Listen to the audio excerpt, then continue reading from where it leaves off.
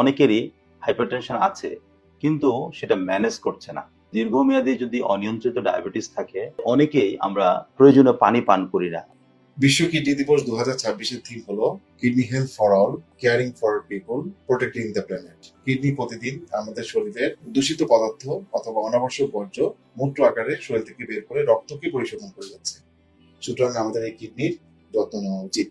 এবং সবচেয়ে ইম্পর্টেন্ট ব্যাপার যেটা, ডায়াবেটিস এবং উচ্চ রক্তচাপ যদি আমরা নিয়ন্ত্রণ করতে পারি, তাহলে কিডনির এই জটিল রোগকে আমরা প্রতিরোধ করতে পারবো। কিডনি রোগের প্রতিরোধে সঠিক তথ্য জানা এবং সময়মতো চিকিৎসা গ্রহণ করা খুবই জরুরি। বাংলাদেশে এখন প্রায় 4 কোটি মানুষ দীর্ঘমেয়াদী কিডনি রোগে আক্রান্ত এবং আমরা বছরে প্রায় 40,000 উপর কিডনি ফেলিওর পেশেন্টের আপডেট পাচ্ছি। ডায়ালিসিস বা ট্রান্সপ্লান্ট ব্যবহার হওয়ার কারণে বছরে প্রায় 20,000-এর বেশি মানুষ কিডনি জটিলতার মৃত্যুবরণ করছেন। 12ই মার্চ ওয়ার্ল্ড কিডনি ডে।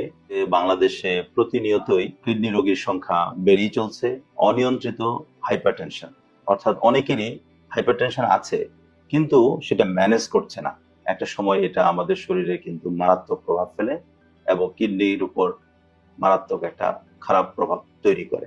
দীর্ঘমেয়াদী যদি অনিয়ন্ত্রিত ডায়াবেটিস থাকে, সেটা কিন্তু আলটিমেটলি আমাদের কিডনিকে মারাত্মক ঝুঁকিতে ফেলে দেয়। অনেকেই আমরা প্রয়োজনীয় পানি পান করি না, যে প্রতিদিন আমাকে এমন পরিমাণ পানি পান করতে হবে যে পানি পান করলে আমার অন্তত পক্ষে 1.5 লিটার থেকে 2 লিটার পর্যন্ত যেন প্রস্রাব হয়।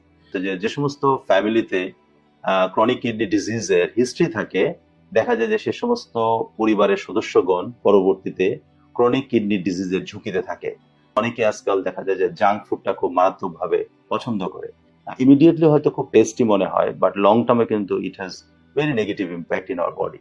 কিছু মেডিসিন নিয়ে থাকি আমরা, যেগুলো হচ্ছে ডক্টরের শরণাপন্ন না হয়ে, কিন্তু আমরা জানি না যে এই মেডিসিনটা আমার কিডনির উপর কি পরিমাণ মারাত্মক ক্ষতিকর প্রভাব তৈরি করছে। তার মধ্যে একটা এক্সাম্পল যদি আমি দিই, তাহলে সেটা হচ্ছে যে বিশেষ করে পেইন কিলার।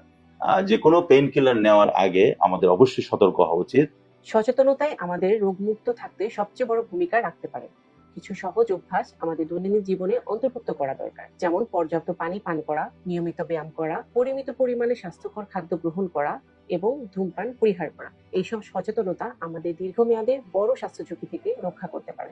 আমাদের নিজেদের যত্ন নিতে হবে, আর শারীরিক সমস্যার শুরুতেই ডাক্তারের পরামর্শ অনুযায়ী স্বাস্থ্যবিধি পালন ও ওষুধ সেবন করতে হবে। আজকের এই দিনে আসুন আমরা সবাই মিলে প্রতিজ্ঞা করি, নিজেদের এবং আমাদের পরিবারের সদস্যদের কিডনি সুস্থ রাখতে সচেতন হই এবং অন্যদের সচেতন করি।